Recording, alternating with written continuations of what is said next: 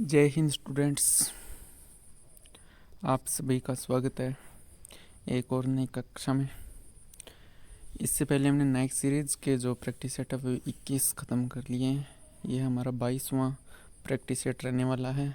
तो 22वें practice set का पहला क्वेश्चन की बात करें तो ये आता है रानी मछिया। ठीक है, रानी मछिया। तो यह है उम्मत आर्ट से संबंध फोक डांस। वो किससे है? रानी मछिया का संबंध किससे? तो उम्मत आर्ट से हैं। उम्मत आर्ट कहाँ का फोक डांस है? तो ये कर्नाटक का फोक डांस है। पद्म श्री 2023 से सम्मानित किसे किया गया था? तो यह रानी मछिया को किया गया था। ठीक है। लंबाड़ी कहाँ का? लंबाड़ी है तमिलनाडु और आंध्र प्रदेश का। ठीक है। उम्मत आर्ट की बात करें तो यह कोडवा जनजाति द्वारा किया जाता है। किस जनजाति द्वारा किया जाता है? कोडवा जनजाति द्वारा किया जाता है। और गुसादी कहाँ का? गुसादी है तेलंगाना का। ठीक है। उसके बाद में क्वेश्चन नंबर 2, बृहदेश्वर मंदिर की बात करें तो यह है तमिलनाडु में। कहाँ पर है? तमिलनाडु में। जो भगवान शिव से संबंधित है। निर्माणकर्ता कौन है? बृहदेश्वर मंदिर के। तो इसके राजा राजा चोल द्वारा इसको निर्माण करता है। तमिलनाडु के मंदिर में बात करें तो प्रमुख तमिलनाडु के मंदिर है मीनाक्षी देवी मंदिर। ठीक है, जो पार्वती से संबंधित है। पांड्य शासकों ने श्रीपुरम गोल्डन मंदिर पार्वती से नहीं, यह डायरेक्ट लिखा हुआ। ठीक है, श्रीपुरम गोल्डन, यह चोल शासकों ने। एरावतेश्वर की बात करें तो यह भी तमिलनाडु में है। गंगे कोंड चोलपुरम राजेंद्र चोल फर्स्ट ने। और तट मंदिर भगवान विष्णु से संबंधित है। पहला हरित ग्रह पुरातात्विक स्थल बना तो ये तट मंदिर, और इसे सौर मंदिर भी कहा जाता है तट मंदिर को। और आंध्र प्रदेश में प्रमुख मंदिर कौन से हैं? तो लेपाक्षी और अहोबिलम मंदिर। केरला में सबरीमाला मंदिर, और यह सबरीमाला मंदिर भगवान अयप्पन के लिए है। ठीक है। जो पद्मनाभ स्वामी मंदिर है वो भी केरला का है। कर्नाटक में विरूपाक्ष और हजाराराम मंदिर। क्वेश्चन नंबर 3, बिरजू महाराज की बात करें तो कथक केंद्र के निदेशक थे। इन्होंने ही कलाश्रम नामक नृत्य विद्यालय शुरू किया था। ठीक है। बेस्ट कोरियोग्राफर अवार्ड किसे मिला चुका है? तो बिरजू महाराज को। और बेस्ट कोरियोग्राफर जो अवार्ड मिला है किस मूवी के लिए मिला था? 2016 की बाजीराव मस्तानी मूवी के लिए। पंडित लच्छू महाराज का अन्य नाम क्या है? विजयनाथ है। ठीक है। क्वेश्चन नंबर 4, माई स्टोरी आत्मकथा ये कमला दास की है, जो कि अंत कथा रचना से ली गई है। ठीक है। नहीं, अंत कथा किसकी है? यह भी कमला दास की रचना है। और पिंजर कोरे कागज और कागज ते कैनवास ये अमृता प्रीतम की रचना है। आशा पूर्णा देवी की बात करें तो ये कौन है? तो पहली महिला 1976 में ज्ञानपीठ अवार्ड मिला। बांग्ला भाषा से संबंध किसका है? आशा पूर्णा देवी का है। आशा पूर्णा देवी की रचना है Pratham Pratishruti. Question number 5, Sita an illustrated retelling of the Ramayana पुस्तक के लेखक कौन है? Devdutt Pattanaik. Sita an illustrated retelling law of the Ramayana पुस्तक के लेखक देवदत्त पटनायक। देवदत्त पटनायक ने बुक में बात करने रचना माई गीता, जया, मिथ, सती सावित्री ये 2024 की है। द प्रेग्नेंट किंग और the 7 secrets of Vishnu, the 7 secret of Shiva ये किसकी है? देवदत्त पटनायक की। अमीश त्रिपाठी की बात करें तो मेलुहा के Mrityunjay, immortal of Meluha, the oath of Vayuputras, the legend of Suheldev, और सीता वॉरियर ऑफ मिथिला।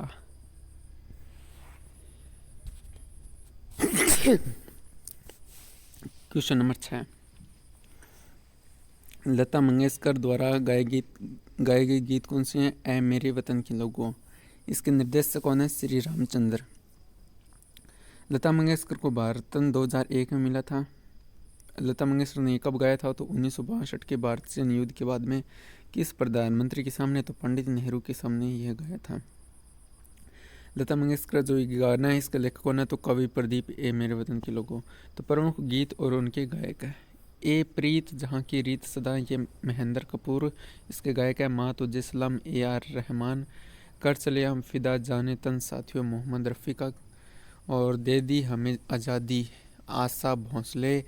मेरे देश की धरती ये महेंद्र कपूर, संदेश से आते हैं सोनू निगम, तेरी मिट्टी में मिल जाऊं बी प्राक का सॉन्ग है। क्वेश्चन नंबर 7, कोणार्क नृत्य महोत्सव 1986 में हर वर्ष खालिस्तान के बीच कोणार्क में आयोजित किया जाता, तो ये किया जाता है 1 से 5 दिसंबर के मध्य। इसकी शुरुआत गंगाधर प्रधान ने की थी। इसमें सभी शास्त्रीय नृत्य का प्रदर्शन होता है। इंटरनेशनल रेतकला महोत्सव यह भी उड़ीसा का है। 1 से 10 दिसंबर के मध्य हॉर्नबिल मनाया जाता है, जो कि नागालैंड की स्थापना 2000 में हुई थी, तो उसके उपलक्ष्य में इसके स्टार्ट किया गया था। क्वेश्चन नंबर 8, कृति सेनन की बात करें तो यह कथक से संबंधित है। 2023 नेशनल अवार्ड्स में मिमी फिल्म के लिए मिला था कृति सेनन को। हेमा मालिनी की बात करें तो ये भरतनाट्यम से संबंधित है। श्रीदेवी भरतनाट्यम से। ईसा देओल यह बेटी है हेमा मालिनी की, जो कि उड़ीसी से हैं। सुधा चंद्रन ये भरतनाट्यम से हैं। क्वेश्चन नंबर 9, अमन सहरावत कौन है? अमन सहरावत कुश्ती से संबंधित है। 2022 में विश्व कुश्ती अंडर 23 में स्वर्ण जीता था। एशियन गेम्स 2023 में ब्रॉन्ज जीता। पहली महिला अंडर 23 में गोल्ड रितिका हुड्डा ने। पहली महिला अंडर 23 में गोल्ड रितिका हुड्डा ने। क्वेश्चन नंबर 10, तैराकी शब्दावली में बात करें तो ब्रेस्ट स्ट्रोक छाती के बल तैरना, बैक स्ट्रोक पीठ के बल तैरना, और फ्री स्टाइल हाथ के बल तैरना। और बटरफ्लाई स्ट्रोक कौन सा होता है? डॉल्फिन किक भी इसको कहा जाता है, जिसे छाती से बल तक।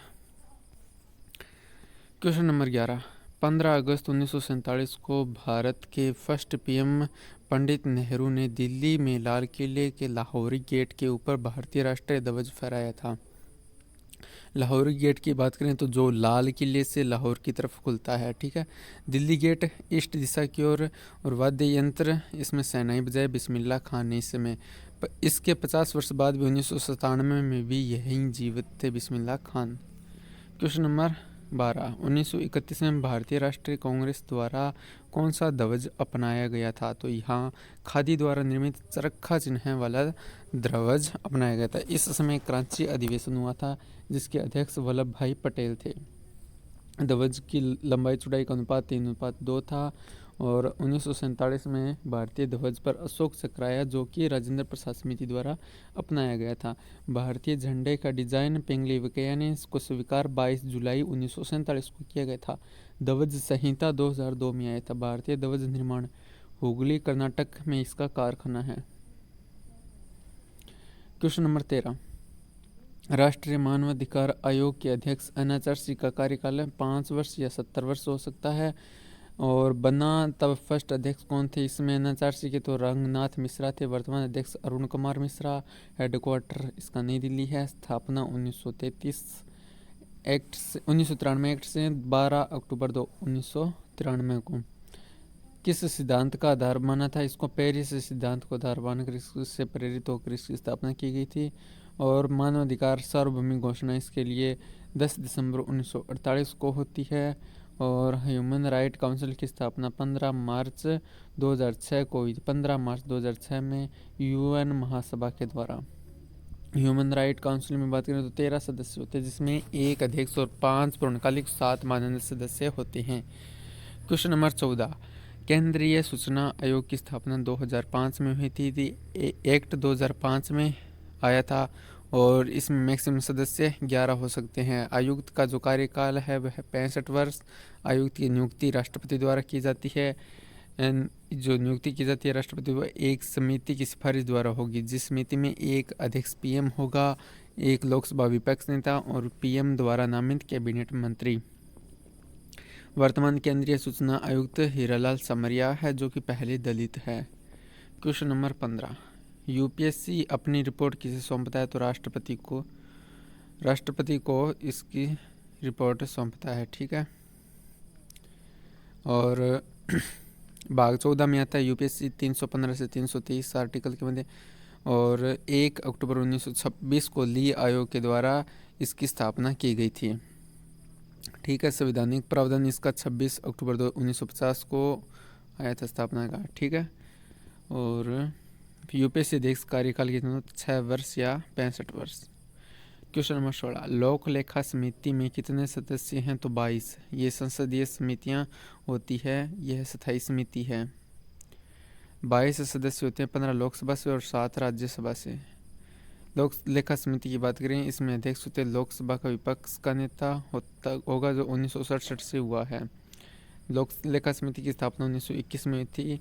इसका कारण क्या था? मोंटेग्यू चेम्सफोर्ड सुधार आया था 1919 में, जिसके कारण इस कार्यकाल 1 वर्ष का होता है। प्राक्कलन समिति की जुड़वा बहनी इसको कहा जाते हैं। प्राक्कलन समिति की बात करें, इसमें सदस्य 30 होते हैं, जो कि लोकसभा से होते हैं। कार्यकाल 1 वर्ष का। स्थापना 1950 में जॉन मथाई की सिफारिश पर इसके अध्यक्ष लोकसभा अध्यक्ष द्वारा चुना जाता है।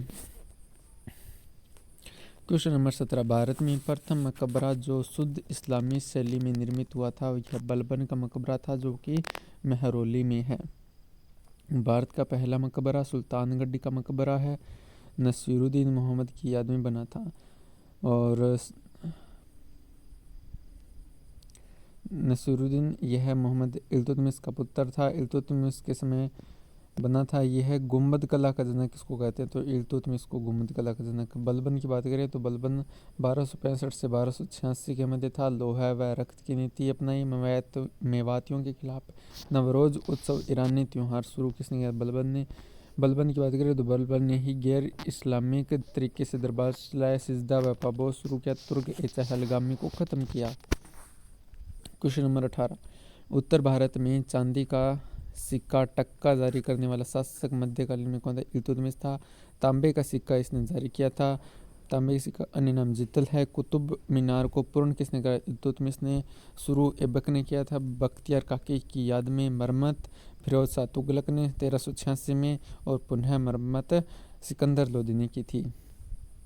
अतारकिन का दरवाज़ा किसने बनवाया था? तो और बदायूं में जामा मस्जिद बनवाई थी इल्तुतमिश ने। एकता प्रथा शुरू और तुर्क ए चहलगामी का निर्माण इल्तुतमिश ने।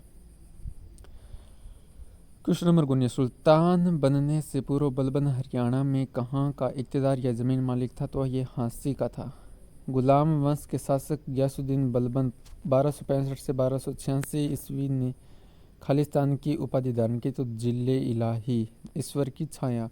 बलबन की बात करें तो बलबन ने देवीय सिद्धांत को समर्थन देता था। बलबन की उपाधि उलूग खान थी, किसके द्वारा? नसीरुद्दीन मोहम्मद ने दी थी। और इसका जो पीएम बना था या था नायब मुमलिकात पद पर कौन बना था? तो ये बलबन बना था, नसीरुद्दीन मोहम्मद। बलबन की अन्य उपाधियाँ नवाब ए खुदा, खुदा ए बंदगार। गुलाम वंश का अंतिम शासक कैम्यूयर्स था। आज हम थोड़ा सा फास्ट चल रहे हैं क्योंकि ये 12 पेजों की पीडीएफ है, तो इस कारण से मैंने सोचा कि थोड़ा जल्दी करते हैं, क्योंकि 20 मिनट में अंदर अंदर हमें इसको कंप्लीट करना है। 13 मिनट हो चुकी है। क्वेश्चन नंबर 21, सल्तनत काल में फवाजिल का अर्थ क्या था? तो इक़्तिदारों द्वारा सरकारी खजाने में जमा की जाने वाली अतिरिक्त राशि। इसके अन्य पद में बात करें तो प्रधानमंत्री वजीर होता था। विदेश विभाग के लिए रिसालत पद होता था। पत्राचार विभाग के लिए ईसा दीवान ए, और रक्षा विभाग के लिए दीवान ए आरिज। न्याय विभाग के लिए काजी। खाली। क्वेश्चन नंबर 22, कौन सी दुनिया की सबसे ऊंची नौगम्य झील है? तो टिटिकाका झील है, जिसकी स्थिति बोलिविया के पठार पर है। हाइट 3810 मीटर है। सुपीरियर झील की बात करें तो ये यूएसए में है। दुनिया की सबसे बड़ी मीठे पानी की झील कौन सी है? सुपीरियर झील। काल बैसाखी से तूफान से संबंधित राज्य कौन है? तो पश्चिम बंगाल और असम है। इन्हें ही नॉर्वेस्टर भी कहते हैं। इसी प्रकार अमर वर्षा के लिए केरल व कर्नाटक, मंजरी वर्षा के लिए जम्मू कश्मीर, लू के लिए उत्तर भारत। धान की किस्में हैं अमनोस बोरो, इसे ही स्प्रिंग राइस भी कहते हैं, बोरो को। और बात करें राज्य और उनकी स्थानांतरित कृषि, यानी जो कृषि होती है वो मध्य प्रदेश की बेवर, दीपा, दहियार। साउथ इंडिया की जरा और एरका। केरल की कुमारी। आंध्र प्रदेश की पोडू, और उड़ीसा की विंडा और धावी। क्वेश्चन नंबर 26, प्रसिद्ध कोयला खनन क्षेत्र कोरबा, ये छत्तीसगढ़ का है। सोनहठ खाने व झिलमिल खाने, ये छत्तीसगढ़ के। भारत में सबसे ज़्यादा कोयला क्षेत्र की बात करें, यह क्वेश्चन आपको बताना है कौन सा है। भारत का सबसे पुराना कोयला क्षेत्र रानीगंज है, और सबसे बड़ा गिरिडीह, डाहा, झरिया, झारखंड है। कोयला के अन्य खाने सिंगरौली एमपी में है, नजीरा असम में, उमरलोंग मेघालय में, तालचर उड़ीसा में, नामफुक अरुणाचल में है। क्वेश्चन नंबर 27, PMRPY प्रधानमंत्री रोजगार प्रोत्साहन योजना शुरू 2016 में हुई थी। प्रधानमंत्री रोजगार सृजन कार्यक्रम 2008 में, आत्मनिर्भर भारत रोजगार योजना 2020 में, राष्ट्रीय ग्रामीण आजीविका मिशन 2011 में, पीएम गरीब कल्याण रोजगार योजना 2020 में। Question number 28, Tata iron and steel company limited TISCO की स्थापना 1907 में झारखंड राज्य की साक्ची में हुई थी। जमशेद टाटा द्वारा 25 अगस्त 1907 को स्थापित किया गया था। टिस्को बना 1910 में। उत्पादन इसने स्टार्ट किया था 1911 में। सवर्ण रेखा नदी पर टिस्को को बनाया गया था। टिस्को। क्वेश्चन नंबर 29, जनसंख्या का सिद्धांत किसके द्वारा? माल्थus के द्वारा। लगान सिद्धांत रिकॉर्डो के द्वारा। जीडीपी डिफ्लेटर शब्द किसके मध्य अनुपात है? तो ये नॉमिनल जीडीपी और वास्तविक जीडीपी। डिफ्लेटर किस प्रकार निकलता है? तो नॉमिनल जीडीपी का रियल जीडीपी के साथ भाग और गुणा में 100। जो नॉमिनल जीडीपी होती है वह वर्तमान कीमत पर होती है, रियल जीडीपी स्थिर मूल्यों पर होती है। क्वेश्चन नंबर 31, प्रतिध्वनि यानी इको का कारण क्या है? तो ध्वनि का परावर्तन, रिफ्लेक्शन ऑफ साउंड। परावर्तक तल दूरी कितनी होती है? 17.2 मीटर होती है। ध्वनि की चाल 332 मीटर पर सेकंड होती है, लाप्लास ने बताया था। क्रम इसका ठोस में सबसे ज़्यादा, द्रव में उससे और देन गैस। गति में बात करें सबसे ज़्यादा एल्यूमिनियम में होती है, ठोस में 6420 मीटर पर सेकंड, और इससे कम होती है निकल में 6960 मीटर पर सेकंड। द्रव में सबसे ज़्यादा गति समुद्री जल हो गया 1531 मीटर पर सेकंड। गैस में सबसे ज़्यादा गति हाइड्रोजन में होती है 1284 मीटर पर सेकंड। चंद्रमा पर प्रतिध्वनि नहीं होगी क्योंकि वहाँ वायुमंडल नहीं है। क्वेश्चन नंबर 32, ध्वनि का तारतम्य किस पर निर्भर करता है? तो यह आवृत्ति पर निर्भर करता है। आवृत्ति को हर्ट्ज में मापा जाता है। ध्वनि की तीव्रता डेसिबल होती है। सामान्य बातचीत के लिए 35 से 50 डेसिबल तक होता है। अब ध्वनि बढ़ेगी तो ताप बढ़ेगा, तो 1 डिग्री सेल्सियस बढ़ने पर 0.7 मीटर पर सेकंड की ध्वनि की चाल बढ़ जाती है। ठीक है। ध्वनि निष्क्रिय हो तो कोई प्रभाव नहीं पड़ेगा, लेकिन दाब बढ़ जाएगा। ध्वनि की गति बढ़ने पर आर्द्रता भी बढ़ती है। ठीक है। आर्द्रता बढ़ने पर ध्वनि की गति भी बढ़ती है। क्वेश्चन नंबर 33, पानी की कठोरता की जांच करने के लिए किस विधि का प्रयोग किया जाए? तो साबुन से झाग बनाना। भारी जल D2O क्या होता है? ड्यूटेरियम ऑक्साइड होते हैं। जल की कठोरता 2 प्रकार की होती है, स्थायी और एक अस्थायी। इसको स्थायी को दूर करने के लिए परम्यूटेट या जियोलाइट विधि का प्रयोग किया जाता है। 2 नंबर या कैल्गोन विधि। और अस्थायी को दूर करने के लिए पानी गर्म करके या क्लार्क विधि द्वारा। जल की स्थायी कठोरता क्यों होती है? क्योंकि इसमें मैग्नीशियम और कैल्शियम के क्लोराइड होती है सल्फाइड के कारण। जल की अस्थायी कठोरता क्यों होती है? क्योंकि इसमें मैग्नीशियम और कैल्शियम के बाइकार्बोनेट होते हैं, इसके कारण। यदि ये मैग्नीशियम को गर्म करेंगे तो कार्बोनेट बनेगा। क्वेश्चन नंबर 35, एलपीजी के 2 कार्बन यौगिक कौन से? प्रोपेन और butane. C4H6 propane, C4H10 butane. और एलपीजी का रिसाव में गंध ये किसके कारण होती है? तो ये सल्फर के कारण होती है, जिसको C2H5SH एथाइल मरकैप्टन भी कहते हैं। कोशिका की आत्मघाती थैली होती है लाइसोसोम, जिसका निर्माण गोल्जिकाई में होता है। राइबोसोम, इसे प्रोटीन फैक्ट्री कहा जाता है। गोल्जिकाई की बात करें तो कोशिका के अणुओं का यातायात प्रबंधक गोल्जिकाई होता है। आरबीसी का कब्रिस्तान स्प्लीन या प्लीहा होता है। कोशिका का ऊर्जा ग्रह माइटोकॉन्ड्रिया को इसे सूत्रकणिका भी कहते हैं। इसकी खोज 1857 में कलिकर द्वारा की गई थी। माइटोकॉन्ड्रिया की शब्द किसने दिया? कार्ल बेंडा ने यह शब्द दिया था। और ऊर्जा किसके रूप में देता है? तो एटीपी के रूप में कोशिका की ऊर्जा होती है, जिसे एडिनोसिन ट्राइफॉस्फेट भी कहते हैं। ठीक है। एटीपी का पूरा नाम adenosine triphosphate. Question number 37, Laureus world sportsman of the year 2024 award किसने जीता? मेल में नोवाक जोकोविच और फीमेल में एटना ने। स्पेन की एटना फुटबॉलर, और नोवाक जोकोविच सर्बिया के हैं। 24 ग्रैंड स्लैम जीतने थे नोवाक जोकोविच। बुक है serve to win. Question number 38, Bharat के पहले बहुउद्देशीय ग्रीन हाइड्रोजन पायलट प्रोडक्ट का उद्घाटन कहाँ हुआ? तो हिमाचल प्रदेश में हुआ है। अपना विद्यालय कार्यक्रम शुरू किसने किया है? हिमाचल प्रदेश ने। और इसका उद्घाटन को स्थापित कहाँ किया गया? तो सतलज नदी के पर नाथवा जाखड़ी बांध पर। और 1500 मेगावाट का ये है जो ग्रीन हाइड्रोजन पायलट प्रोजेक्ट है। क्वेश्चन नंबर 39, एससीओ रक्षा मंत्रियों की बैठक हाल ही में कजाकिस्तान में हुई है। स्थापित इसको 2001 में किया गया था। फुल इसकी संघाई सहयोग संगठन हो गया, संघाई कॉरपोरेशन और ऑर्गेनाइजेशन। भारत और पाकिस्तान के बीच में एससीओ के सदस्य 2017 में बने थे, भारत और पाकिस्तान। और हेडक्वार्टर इसका बीजिंग चीन में है। 4 इसके पर्यवेक्षक देश है, कुल सदस्य 9 हैं। 9वां ईरान बना था। इंडिया ने 2023 में इसकी अध्यक्षता की थी।